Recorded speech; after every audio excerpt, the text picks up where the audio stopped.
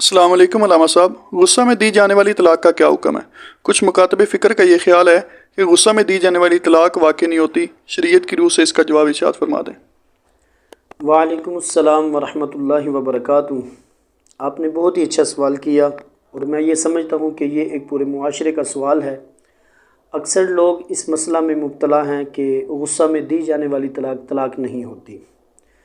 तो इसके बारे में जो आपने सवाल किया, मैं यही गुजारिश करूँगा कि गुस्सा में तलाक दी जाए तो तलाक वाक़ई हो जाती है, बल्कि अक्सर और बेशतर जो तलाक दी जाती है वो गुस्सा की हालत में ही दी जाती है। बहुत कम ऐसा होता है कि तलाक दी गई और हालत गुस्से की नहीं थी।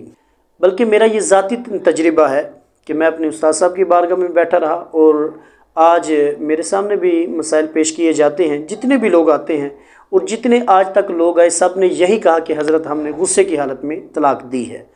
तो पहली बात तो ये कि जो तलाक दी जाती है वो अक्सर बेशतर गुस्से की हालत में ही दी जाती है। अगर गुस्से की हालत में दी जाने वाली तलाक की नफ़ी की जाए तो इससे तलाक की नफ़ी करना लाजिम आएगा, जो कि दुरुस्त नहीं है।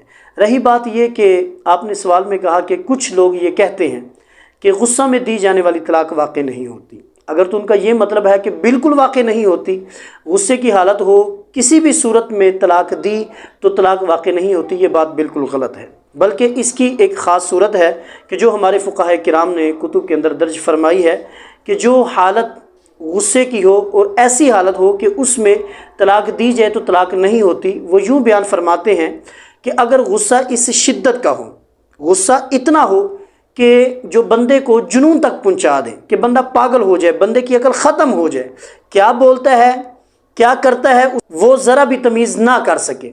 इस बारे में वो फरमाते हैं अगर बंदे की वाकई ये हालत होती है कि बंदे के गुस्से ने बंदे को हद जुनून तक पहुंचा दिया, फिर अगर वो तलाक देता है तो वो तलाक वाकई नहीं होती। लेकिन रही ये बात कि इस मसले की तस्दीक कैसे की जाएगी, इसके बारे में वो फरमाते हैं कि या तो आदिल गवाह इस बात की गवाही देंगे कि बंदे ने तलाक दी थी और बंदे की ये हालत थी, या बंदा खुद दावा करे।